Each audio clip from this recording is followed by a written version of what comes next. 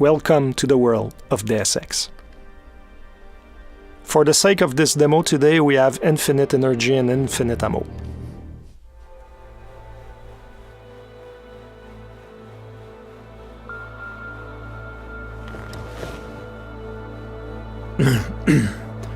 Hold on. Shit.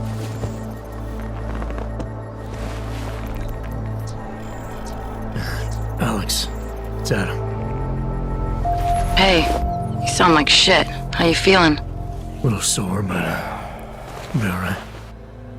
Are you okay? Yeah, I'm okay. I've been through worse. Jesus, how fucked up is that to think, huh? Listen, Alex, my systems are acting up a little, so I've got to get checked out. But if you want to meet or... What? No, I'm fine, man. You just take care of you. This girl's built tough. Give me a call when you're useful again, okay? Alright, I will. Talk to you soon.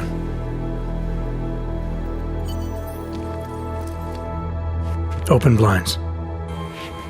Good morning, Adam. You have one new message. From?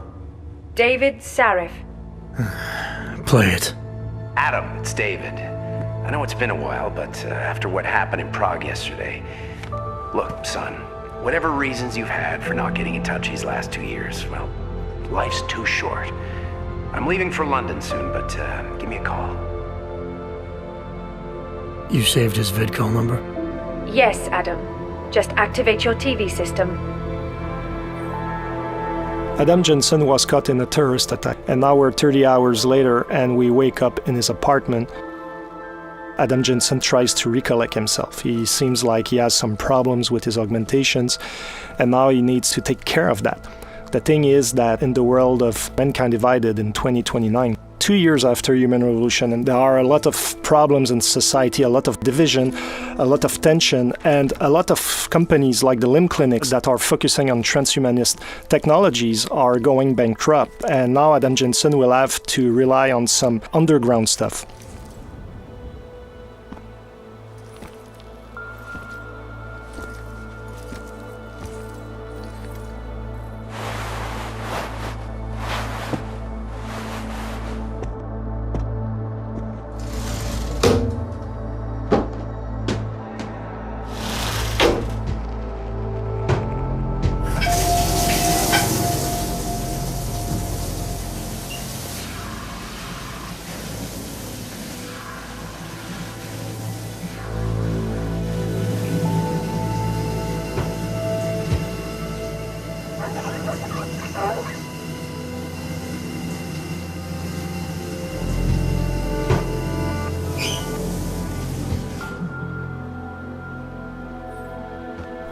So Adam now is fresh, he smells good, he's clean, he's almost ready to go into his new adventure, but before we're going to look around a little bit his apartment.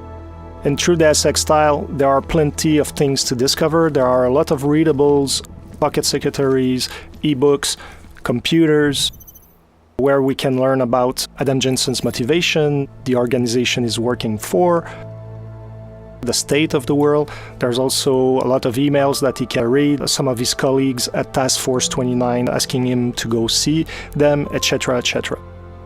We're not going to show all of the details today in the apartment, but for instance, here we can go onto the television, we can watch the news, or you can even call back your old boss David Sarif, and that can unleash a totally optional mission that is not part of the critical path experience. But for today, we're going to focus on the main adventure and go out in the open.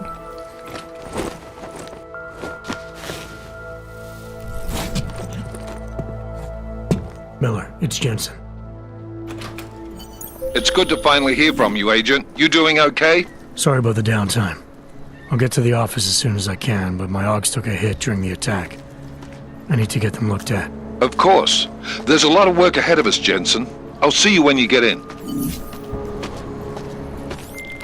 Dr. Koller, I need to pay you a visit. Jensen! Now's actually a really good time for me, like right now!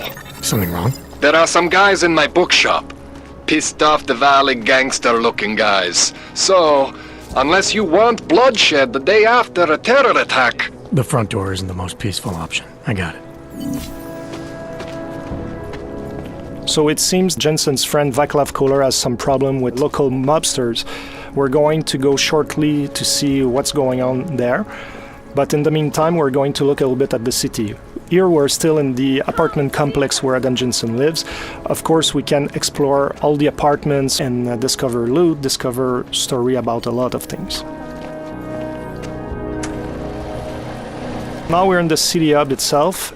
We're in the poor district of Prague, and there's a lot of augmented people living in that district. As you can see, there are a lot of police forces looking around and making sure that everybody is staying in check. There's a lot of paranoia, there's a lot of tension.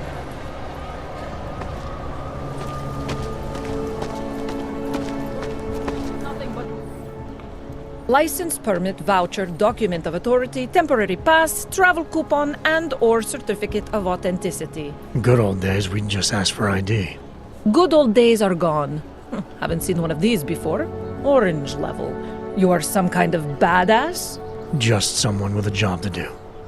And the tools to do it, obviously. Go on through.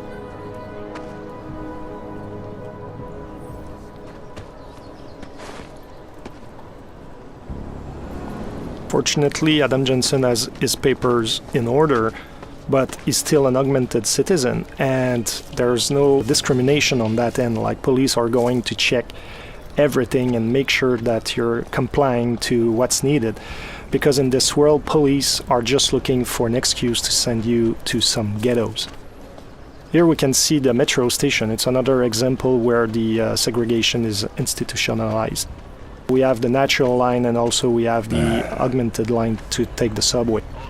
If you take the line for the naturals, chances are that the police are going to ask your papers and they're going to arrest you. But if you use the line for augmented citizen, you'll be able to breeze your way through and get to the district you want to go without being bothered. In true Deus Ex fashion, you can talk to all the characters in the world.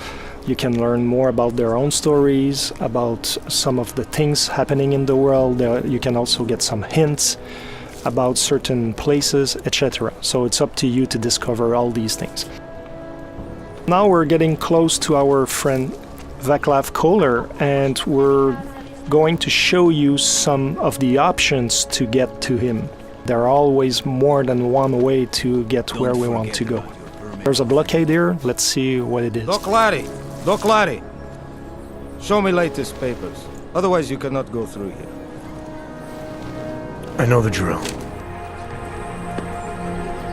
For the sake of this demo, we just shortened this conversation, but basically what you discover is that those police officers want you to pay some fee to go around and get to your destination. As you go and explore that side mission, depending on how you play, it can be a very short story that can last maybe 10-15 minutes, but you can dig deeper and deeper and end up into a story that can span for over an hour, and you discover that those fake police officers are extorting augmented people that are out of hope, and you'll be able to make a difference. We're going to look at the right side of the police blockade, and it seems like there's another path, so let's explore it to see what it is. I would have found him. Street is off limits, Oyobok. Private function. All businesses are temporarily closed. It seems that those guys are the Valley gangsters our friend Koller was talking about. So since we don't want to create chaos here today, we're going to look for another option. In Mankind Divided, we really wanted to expand on the exploration aspect of the game, and verticality is a big part of it. And as you see here, there's an apartment upstairs with a flickering light, and there's probably a way to get there and also to go around the blockades that we've seen and maybe get to our friend without disrupting the peace in the city. That's an example on how we can exploit the verticality. There are objects in the world that we can interact with, and now we're able to reach higher ground. Depending, however, of the augmentations that you have, you might be able to get there without the use of the environment. So depending on how you build your Adam Jensen, how you decide to exploit his capabilities, you'll be able to get in places in different ways or not at all. As you can see here, something happened, and that is a story that we're not going to fully explore today. But as you play the game, you'll be able to understand what happened with those people. Hacking is back. Like in Human Revolution, you have to go from one end of the network to the other end. But this time around, security systems have more protections that you have to overcome, like booby traps. But also as a player, you're going to have more softwares to use to try to circumvent the challenges. I can tell you that this time around the gameplay is going to be more tactical than it was in the last game, so it's going to require a little bit more skills to hack some of those networks. But let's continue to our friend Koller. And yes, Adam Jensen loves air vents. Exploring all around and all in the little corners of the map is really important because you can find a lot of loot, a lot of secret things. And here, for example, we have a pocket secretary. We're not going to open it today, but it's just to show you that those little devices have codes, passwords, things like that that can allow you to get to secret places that otherwise would be more difficult to reach. So now we've passed our friends, the Valley mobsters, and also we passed around the police blockade, and now we're getting close to our objective. This is the Time Machine. It's a bookshop that is owned by Vaclav Koller, and now his Valley friends are trying to find him. The thing is that he's hiding somewhere in his building, and now they're trashing the place, shooting everywhere, trying to make him come out of his hiding because apparently he owes them money. This is the smart vision. You can see the weapons enemies carry, the loot they have, if they have pocket secretaries, the kind of ammo they have, so it can be really interesting if you're the kind of tactical player to know which ones are more interesting to take down or not, depending your playstyle. So today we're not going to pass through the main door because we don't want to start the fight right away. We're going to stealth our way around with cloaking. I was talking about verticality, so it means that when you fall from higher ground you make more noise and enemies can hear the noise you're producing. So even if you're using, like here, the cloaking, even if they don't see you, they will hear you. So it can be a very good idea to combine different augmentations together to have an added value. So in this case, not only you're totally invincible, but people cannot hear you at all. So you're the perfect stealth agent.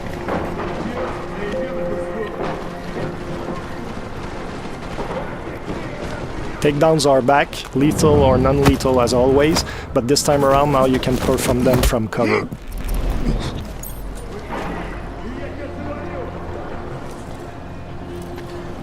We avoided the main entry point to get to our friends, so there's the delivery entrance here, but the door is locked. We're going to look for another option to get in. It seems that we have an opening on the roof. And what is important is that when you get to a location like Koller Time Machine, there are always more than one way to get inside. Looking at your environment is really key for your success. Now we're using the Tesla gun arm, which is a new augmentation that Adam Jensen has, that allows us to take down enemies non-lethally. And when you fully upgrade this augmentation, you can take out up to 4 enemies at once. It can be really interesting, especially if you're a non-lethal fighter. I love cats.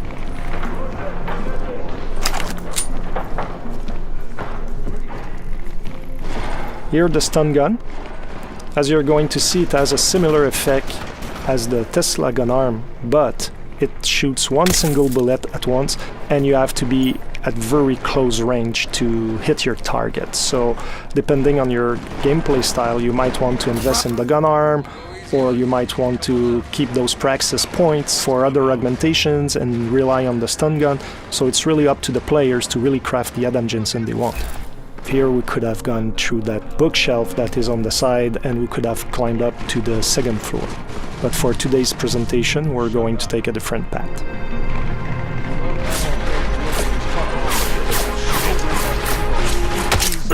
We just use the silenced pistol, which can be very deadly and very quiet. Here's another gun arm. The nano blade gun arm allows you to throw the nano blades, and you can kill very quickly and without too much noise enemies. And also you can have an upgrade that allows you to really charge the nano blade, and once you shoot it, it's going to explode after a few seconds, and you can take down several enemies at once because it has a 360 effect. We're getting closer to our objective, and now we just use a toxic gas grenade, and everybody in the radius of the grenade is going to be affected. This guy has been lucky until now. Fortunately for this demo, Adam Jensen had the augmentation that protects you against it, otherwise you would have suffered from the same consequences as our Diwali friends.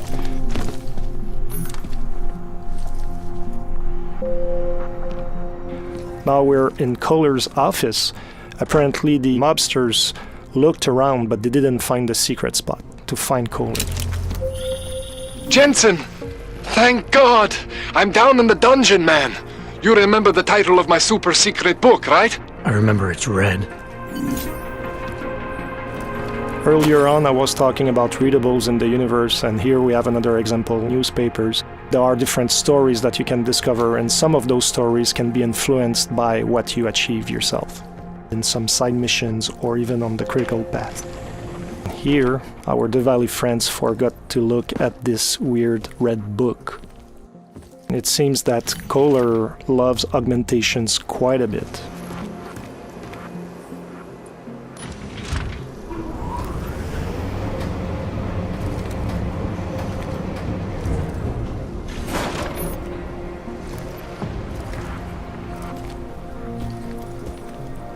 Here's Koller's lab. And I was talking about exploration earlier. There are always secrets to find, and here you have another example. Jensen, my favorite techno wonderkind. Sorry about the goons, man. They didn't give you too much trouble, did they? Nothing I couldn't handle.